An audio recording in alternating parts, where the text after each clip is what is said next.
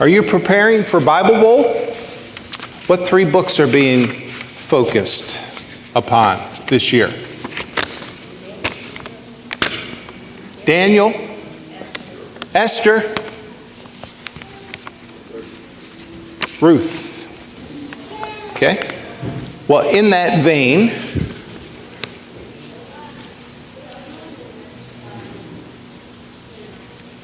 what animal was referred to in our gospel last week? What animal? Ooh. Name another. Fox. I wasn't thinking of the fox. Chicken. The hen. And the chicks. All right, very good. So, under the shade of what animal in the psalm this Sunday are we living, rested, and protected? Under the shadow of, in the psalm, in your bulletin.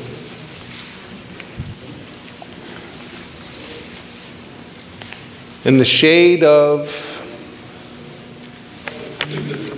a bird. Wing. Whose wing? Whose wing? The mother hen's wing. God's wing. God is a bird. Ravens. No. God is referred to as a bird again in the psalm. And we are living under the shadow, under the protection, under the shade of God Almighty, lest we forget. Okay? And we forget all the time. Have you ever seen the slogan, drive 55 to stay alive? Stay alive, drive 55. And everyone here listens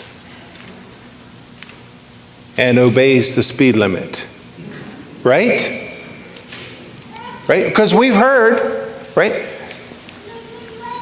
The first reading, the 55th chapter of Isaiah, listen and hear, have life.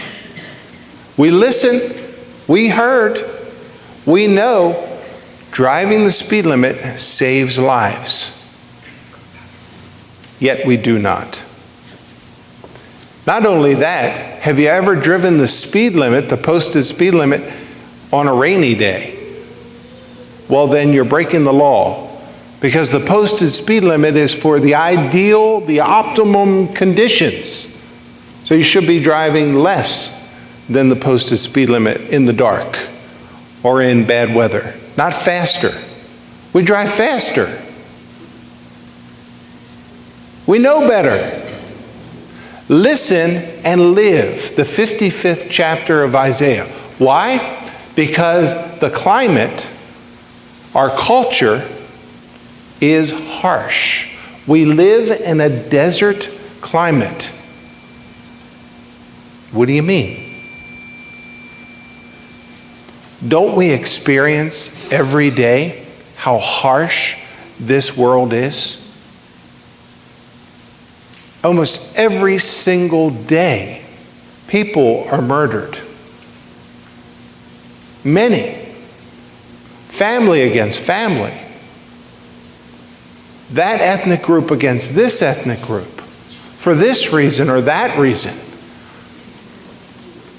Life-shaking storms every day. Near, in the U.S., and around the world. Famines. People are dying of starvation every day. In Madagascar, in the USA. We live in a harsh desert condition. And so, listen and have life. Hear that God is shadowing, shading, protecting us. Listen and believe that in the midst of these impossible circumstances for living, for growing fruit, that God Almighty is in fact growing life in our midst. The Israelites, they were taken, they were enslaved, they were living in the desert in Babylon, kind of like the Exodus, as God's people were taken and enslaved in Egypt. Well, what needed to happen once God's people were enslaved and in Egypt? They needed to be liberated, and there needed to be an exodus from slavery into the desert to the promised land. God's people in the 55th chapter of Isaiah are enslaved. They need to be liberated. There needs to be an exodus. Where to? Through the desert to the promised land. We, my friends, are enslaved to all the conditions and all the harshness and all the fear and conflict and division. We're enslaved to it. And we need an exodus from this point through the desert to the promised land.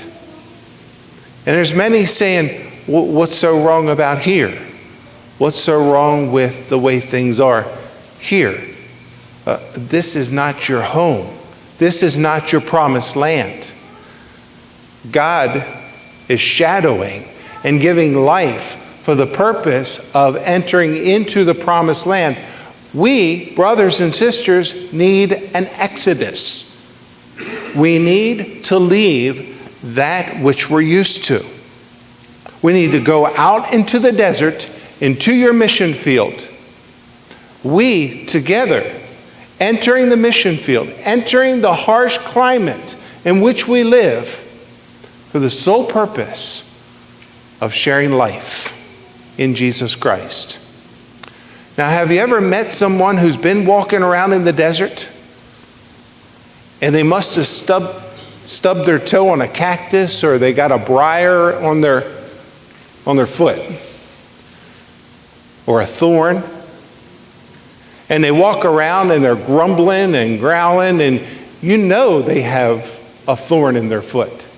Some people have to let everyone else know about their discomfort and what is wrong and the problems. They can't take a step.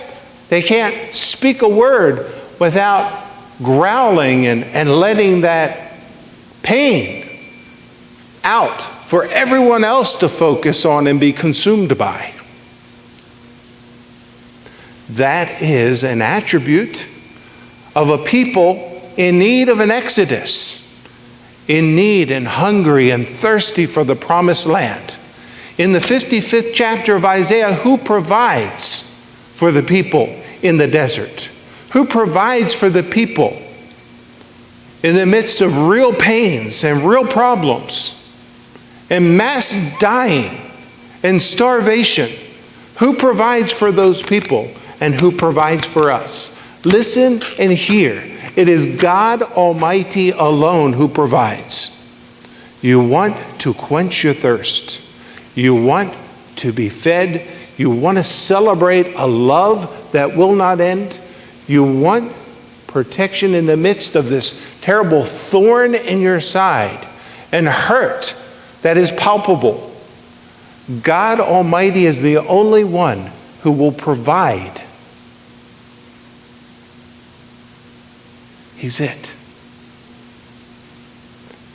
We have a tendency. We divide. We say, the problem is those Democrats. And then the other half says, no, the reason why things are so crummy, it's those Republicans. And don't even get me started about the libertarians. And we divide. And we say, no, it's this. And no, if you're that ethnic group, then you're okay. But if you're that kind, no, then you're not okay. Or if you're like me, then you're okay. I'll have compassion for you. But if you're not like me, I really don't have time for you. And fear and division and conflict. It consumes us in this desert condition of life. And before long, people look at the church, they look at the congregation and see this straggly old Charlie Brown tree in the midst of the desert and say, well, there's no life there. Well, no wonder. The one providing life we denounce. We divide ourselves against the food and the fruit that God Almighty is giving to us. We say, I'd rather have a candy bar. Well, who wouldn't? It's kind of like driving 55. I'll drive 60 with a candy bar instead of 55 with an apple. You know what I'm saying? Come on. What's more likely to happen? Maybe a piece of pizza. We'll put pineapple on it so it has fruit still. But I'm still going at least 60.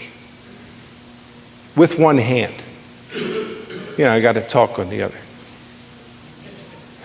Crazy. We're crazy and out of control. We need an exodus from what enslaves us. We're thrust into the desert. We have to realize that we're in the desert. And God is providing. God is growing in the midst of these desert impossible conditions. He's growing a glorious tree filled with fruit, filled with life and salvation.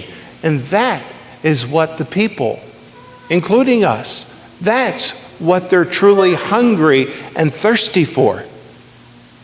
You have listened. You have heard this word. Believe it. Refuse to be divided and conquered and enslaved. Refuse it. Have you heard about those Galileans? I wonder why they were so bad. Because God must have thought they were bad. I heard they were terrorists. And that's why Pilate had to kill them during their religious festival.